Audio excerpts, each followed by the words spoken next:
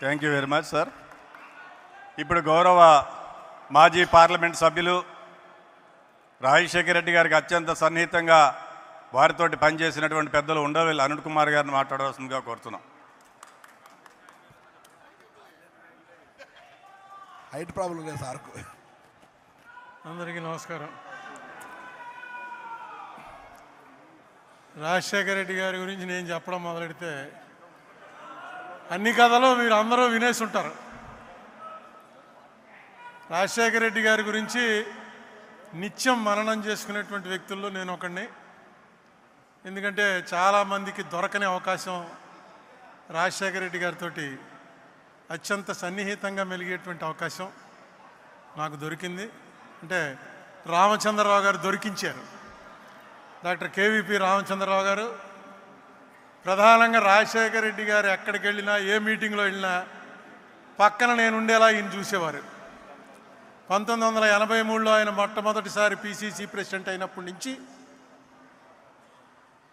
2009 September 2 నాడు ఆయన మరణించే వరకు దాదాపుగా ఆయనతోటే కలిసి ప్రయాణం చేయటంలో రామచంద్రరావు గారు ఎంత థిక్గా ఉన్నారో సుమారుగా అంత దగ్గరగా నన్ను కూడా అక్కడ పెట్టారు. నిజంగా చెప్తున్నా, ఆయన చనిపోయే వరకు నాకు తెలియదు ఇంత గొప్ప వ్యక్తితో నేను కలిసి తిరుగుతున్నానని. ఎందుకంటే ముఖ్యమంత్రులు అవుతుంటారు, ప్రధానమంత్రులు అవుతుంటారు, ఎంపీలు అవుతారు, ఎమ్మెల్యేలు అవుతారు, స్నేహంగా ఉన్నవాళ్ళు చాలామంది ఉంటారు. కానీ రాజశేఖర రెడ్డి గారు నేనంటే అభిమానించేటువంటి ఒక నాయకుడని అనుకున్నాను. కానీ ఆయన చనిపోయిన తర్వాత తెలిసింది నాకు, ఈయన మామూలు మనిషి కాదు. ఇప్పటి వరకు మన రాష్ట్రంలో ఎవ్వరికి దొక్కని ఒక గౌరవం మీరు మర్చిపోయి ఉంటారు. హైదరాబాదులో వినాయక నిమజ్జనం అని జరుగుతుంది. అది యావత్ భారతదేశంలో ఒక పెద్ద ఈవెంట్. హైదరాబాద్లో జరిగినట్టుగా సౌత్ ఇండియాలో ఎక్కడ జరగదు. నార్త్లో కూడా ఎక్కడైనా మహారాష్ట్రలో 1-2 చోట్ల జరుగుతుందేమో. రాజశేఖర రెడ్డి గారు చనిపోయిన 3వ రోజునే ఆ వినాయక నిమజ్జనం సరిగ్గా సెక్రటేరియట్ ఎదురుకుండా హుస్సేన్ సాగర్లో జరుగుతుంది. ఆ రోజు మొత్తం అన్ని ఆఫీసులు మూసేస్తారు, స్కూల్స్ మూసేస్తారు. పోలీసులకైతే ఆవేళ ఉన్నంత పని సంవత్సరంలో ఎప్పుడూ ఉండదు. చాలా అసలు ఊరంతా డ్రామా, డప్పులు, డ్యాన్సులు భయంకరంగా ఉంటుంది. ఏంటి అసలు ప్రతివాడు వాళ్ళ ఇంట్లోంచి వినాయకుడిని తీసుకొచ్చి కలపవలసిందే అనేటువంటి ఒక యుద్ధం జరుగుతున్నట్టుగా ఉంటుంది. అది నేను చాలాసార్లు చూశాను హైదరాబాద్లో. అదొక ఎంజాయ్మెంటు, ఇంత బ్రహ్మాండమైనటువంటి మూమెంట్ అని. ఆ రోజు బాజా భజంత్రీలు లేవు, బాణసంచాలు లేవు. పిన్ డ్రాప్ సైలెన్స్లో నిమజ్జనానికి తీసుకొచ్చినటువంటి ప్రతి బండి మీద వినాయక విగ్రహం 40 అడుగులు 50 అడుగులు ఉన్న ఖైరతాబాద్ విగ్రహం నుంచి ఎవరో అప్పలకొండ అన్నవాడు తన ఇంట్లో పెట్టుకున్న చిన్న విగ్రహం వరకు అన్ని విగ్రహాలతోటి రాజశేఖర రెడ్డి గారి చనిపోయిన ఫోటో, ఆ ఫోటో పెట్టుకుని వచ్చారు. బహుశా ఈ గౌరవం ఎవరికి దక్కదు. ఎందుకంటే అది ఎవరో పెట్టించి ఫోటోలు పంచిపెట్టింది కాదు. పేపర్లో పడ్డవి కట్ చేసుకుని అక్కడ అంటించుకుని తీసుకొచ్చి ఒక మనిషిని దేవుడి దగ్గర అలా పెట్టుకుని ఆయన చనిపోయినటువంటి ఈ సందర్భంలో మనం ఆయనకి నివాళులు అర్పిస్తూ ప్రతి సంవత్సరం జరిపే వినాయక చవితిలా కాకుండా ఈసారి వినాయక చవితిని రాజశేఖర రెడ్డికి ఇద్దాం అని ప్రజల్లో వాళ్ళంతటా వాళ్ళకి రావటం, ఇది ఒక పార్టీ పిలుపు కాదు, లేకపోతే ఆర్గనైజర్స్ పిలుపు కాదు. ఇది బహుశా ఎక్కడా జరుగుండదు. ఆ సంఘటన చూడగానే అనుకున్నాను నేను, రాజశేఖర రెడ్డి అన్నవాడు ఒక మనిషిగా కాదు, దేవుళ్ళో కలిసిపోయాడు. దేవుళ్ళో కలిసిపోవటం అంటే మనం అందరినీ అనుకుంటాం చనిపోయిన వాళ్ళంతా దేవుళ్ళో కలిసిపోతారని. రాజశేఖర రెడ్డి గారి మరణ వార్త విని చనిపోయారని పేపర్లో చూసి ఇది నిజమా, పరిచయం లేని ఒక మనిషి చచ్చిపోతే ఎలా చనిపోతారు, గుండె ఆగి చచ్చిపోయింది, ఆవిడెవరో చచ్చిపోయింది అని పేపర్లో చూస్తుంటే, ఒకటి మా ఊరికి దగ్గరలో ఒక లేడీ చచ్చిపోయినటువంటిది పేపర్లో చూశాను. చూసి ఆ ఇంటికి వెళ్ళాను. ఇంటికి వెళ్ళి వాళ్ళ ఆయన్ని అడిగాను, ఏమండి ఎలాగ ఏంటి అసలు మీ ఆవిడకి ఏంటని. అంటే ఆవిడకి ఏదో కొంత ప్రాబ్లం ఉందండి, కానీ రాజశేఖర రెడ్డి గారు చనిపోయిన తర్వాత ఆవిడ భరించలేకపోయింది.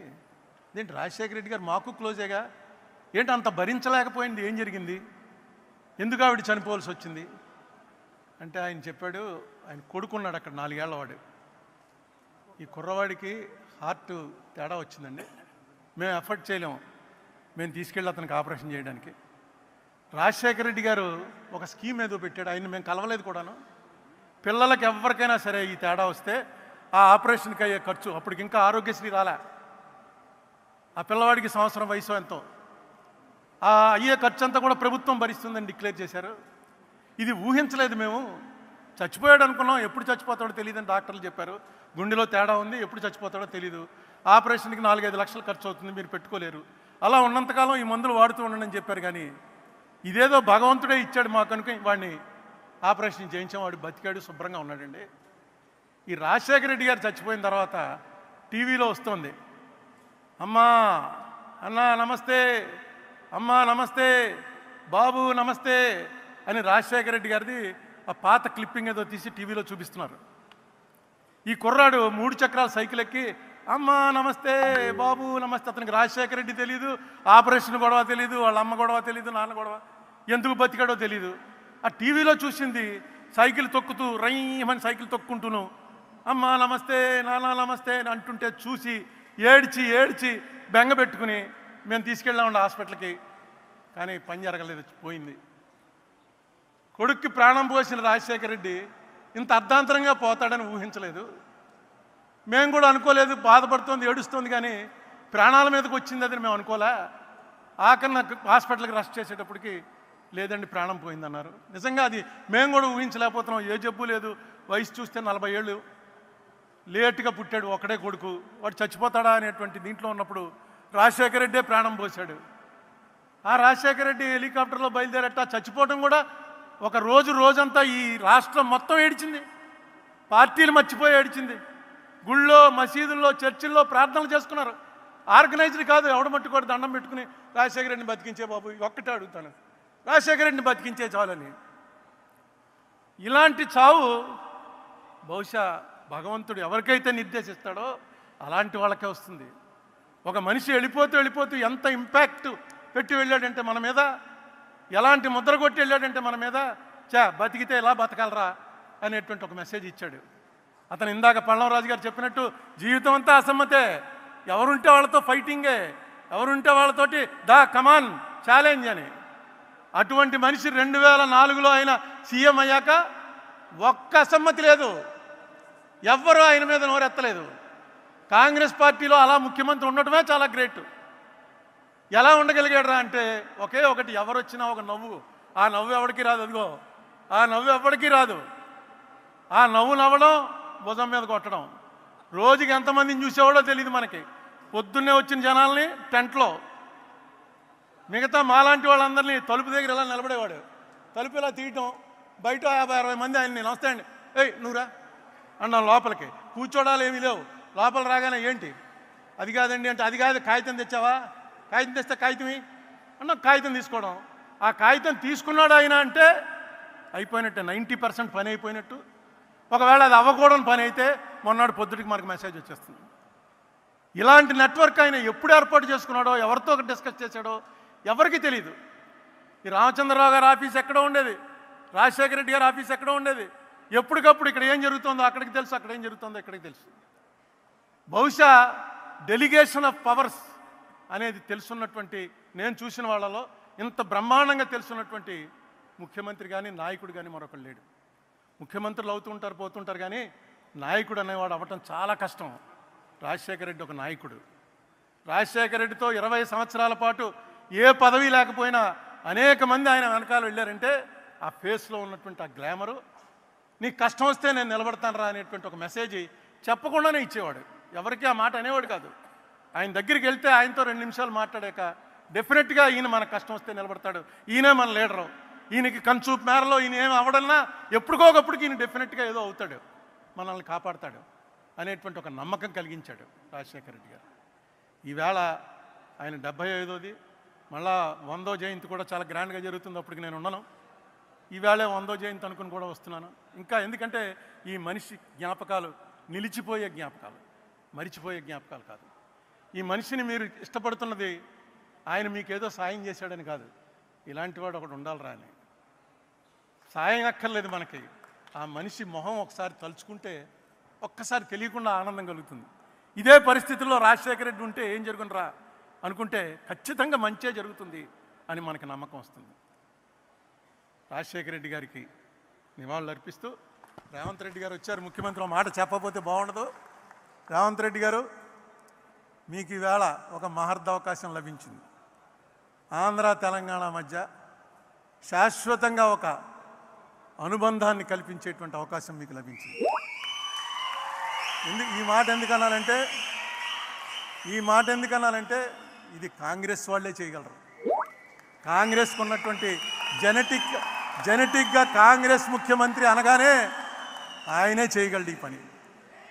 మన మధ్య ఆంధ్ర వాళ్ళకి ఏనాడు కూడా తెలంగాణ వారి మీద ఏ రకమైన కోపం లేదు, ఏ రకమైన ద్వేషం లేదు. అది మీకు తెలుసు. మీకు మా మీద కోపం వచ్చింది, దానికి ఒక కారణం ఉంది, అది మాకు తెలుసు. లేకపోతే పొన్నం ప్రభాకర్ నేను 5 ఏళ్ళు మాట్లాడుకోలే. 5 ఏళ్ళు రోజు ఇద్దరం ఎంపీలం బాగా క్లోజు. అలా మోహన్ చూసుకుని పక్క పోతూ రుద్రరాజు తండ్రి చచ్చిపోయిన రోజున మళ్ళీ వస్తే ఏం పొన్నం అంటే ఏం అరుణ అన్నాడు. ఏంటంటే కారణం రాజకీయ కారణాలు. ఈ కారణాలన్నింటినీ కూడా ఒక్కసారి దాని మీద దృష్టి పెడితే రేవంత్ రెడ్డి గారు ఖచ్చితంగా వీటిని సెటిల్ చేయొచ్చు. ఆంధ్ర తెలంగాణ ఓన్లీ టెక్నికల్గా 2 రాష్ట్రాలు తప్ప ప్రజలు మాత్రం ఒకటే అనే మెసేజ్ ఇవ్వగలరు. దీనికి ఏం చేయాలో అది అడ్మినిస్ట్రేటివ్గా ముఖ్యమంత్రుల మధ్య మీరు ఏం చేస్తారో అది ఎలాగా చేస్తారు. ఇక్కడ రాజశేఖర రెడ్డి కూతురు కూడా ఉంది, ఆ సంగతి మర్చిపోవద్దు. రాజశేఖర రెడ్డి కూతురు రిప్రజెంట్ చేస్తూ ఏమి చేస్తే ఇక్కడ వాళ్ళకి బాగుంటుందో, ఏది మీకు నష్టం లేకుండా కష్టం కలగకుండా ఆంధ్ర ప్రజలకి ఉపయోగకరంగా ఉంటుందో ఆ ఆలోచన మీకు ఆల్రెడీ స్టార్ట్ అయింది.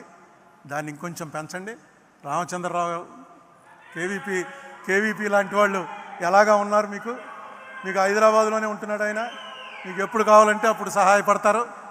ఖచ్చితంగా ఈ క్రెడిట్ మాత్రం రేవంత్ రెడ్డి గారికి దక్కటం కోసమే ఆయన ముఖ్యమంత్రి అయ్యాడని నేను తలుస్తున్నా. రాజశేఖర రెడ్డి గారి ఆశీస్సులు ఆయనకు ఎప్పుడూ ఉంటాయని నమ్ముతూ సెలవు.